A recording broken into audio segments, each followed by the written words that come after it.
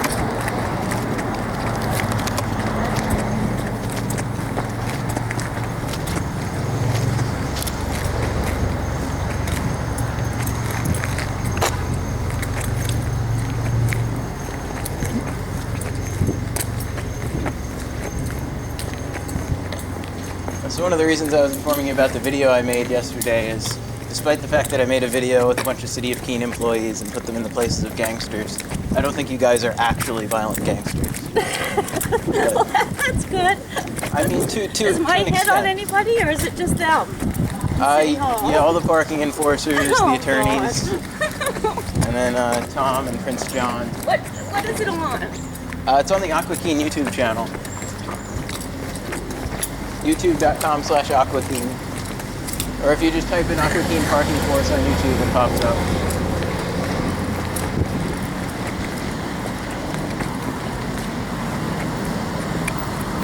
As I've been observing sort of the dialogues between us at Free Keene, so to speak, and some of our opposition, like on the various Facebook groups, like, I noticed like Ian seems to dig more into college policing. Like, Ian was kind of speaking more of the violent rhetoric of, or like the violent nature of the state, and kind of trying to apply that to all people who believe in the state. Oh, this guy's always expired.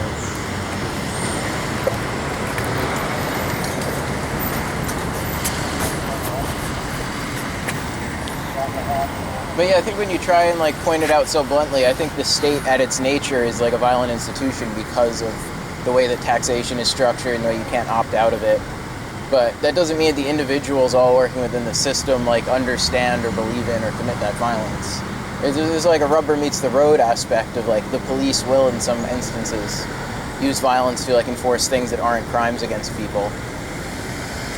But like I don't think necessarily like the issuing of this paper is an act of violence. But I found that the police arresting people for crimes that aren't actually crimes is happening less and less now. But I think it's because of you guys.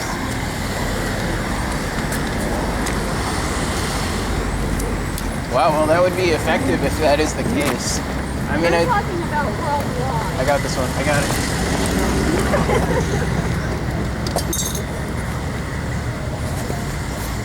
You mean worldwide, like outside of Keene? Worldwide, I think there's less and less of people being arrested for things that aren't crimes.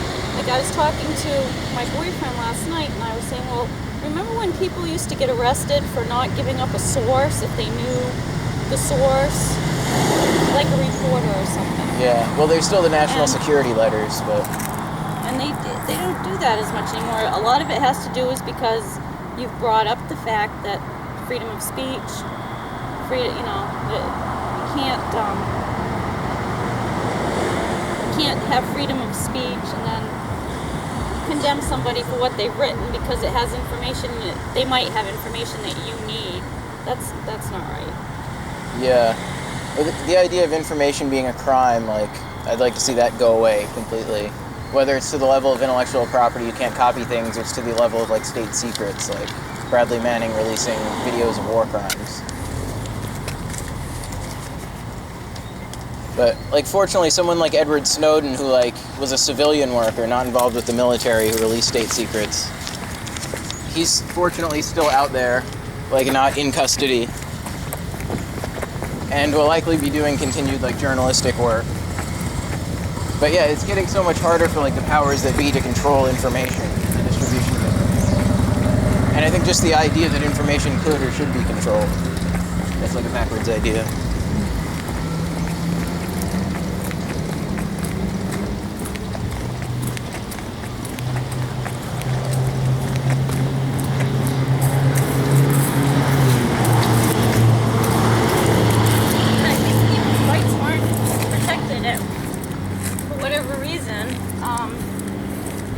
They were being abused by the police to give people up or whatever the case may be.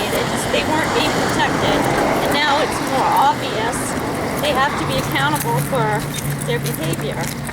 Yeah, very true.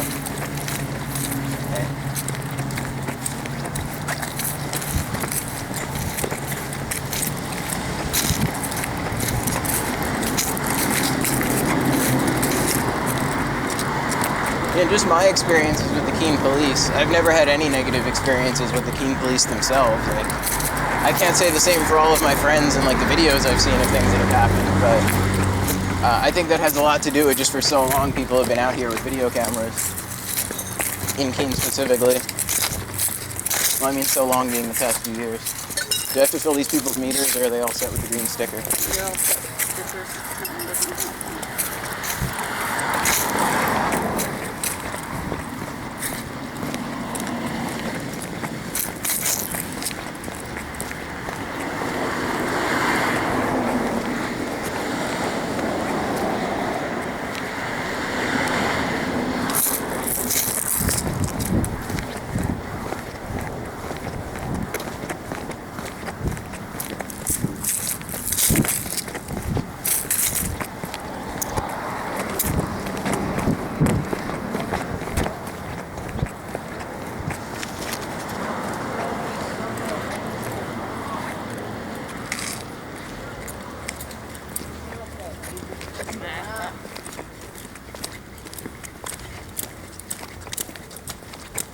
One of my favorite parts of your testimony on Friday was when you were asked if you if you were always using the crosswalks when you cross, and you're just like, no, and it wasn't really an issue, they just moved on. I said, no, I don't always use the crosswalk. I like, for traffic, if it's okay, I go cross. Yeah, 'cause that's a good example of a rule that makes sense when there's traffic. When there's not traffic, there's no need for the rule.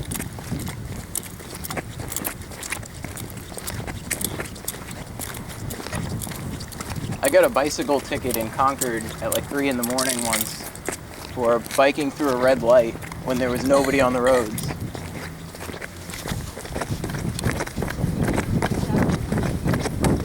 Is that a meter number? 5, 6, 7.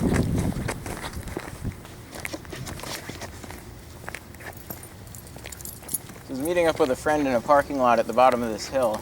At the bottom of the hill there was a red light, nobody around, you could see for like way down the block. And when I met up with my friend in the parking lot, a cop just pulls up and I didn't even know what he was doing. We're just sitting there talking, we start leaving. And then he's like, stop, you're being detained, you went through that red light. I'm like, there's nobody around. And he's like, you have to follow the rules of the road on your bicycle. And I was totally gonna challenge it in court, but I overslept the first court date. Yeah. And I sent in a motion for reconsideration just saying that I was unable to attend. And they granted it, but then I overslept the next one. And I didn't get a chance to challenge it. But the way the law is written on bicycles in the Concord City Ordinance, it said, bicycles must observe all traffic rules when applicable. So I would say that when there's nobody on the road, it's not applicable. My son lost his driver's license for riding a bicycle down the one-way street down here, coming out of the corner and coming out onto this street without stopping. They wrote him up for his bicycle and took away his driver's license. Wow. That's pretty ridiculous. That was many, many years ago, but I don't think they do that today. Today, all you hear come over this radio is off with a warning, off with a warning, off with a warning. That's all they ever give anybody. Yeah, and I'd like to think that they're at least using some sort of discretion where, because I bike on the sidewalk all the time, that if people are bicycling on the sidewalk, as long as they're not causing a threat to anyone else or biking in an unsafe manner, Like, obviously at high traffic times, it's difficult to bike on the sidewalk at all, but... I'm sorry, that's cool. You can show me 10,000. But I'm also glad to see KPD is always letting people off with warnings for actual driving violations, too, rather than tying up the courts with that. I mean, as long as they're not, like, you know, obviously not actual crime, just rolling through stop signs and speeding. I've never had issues with speeding, but I've had so many rolling stop violations. I've gotten out of most of them. I feel like I've been conditioned now to where I'm stopping even though I shouldn't, because it's a waste of gas and time and energy. Did you ever watch the show Everybody Loves Raymond? No, I don't think so. Maybe a few times. No. Frank's father, that was his favorite thing to do, was a rolling stop. So they wouldn't let him drive the grandchildren anymore because he was such a bad driver. But he'd do rolling stops when there was traffic coming. Oh, yeah. That's obviously an issue.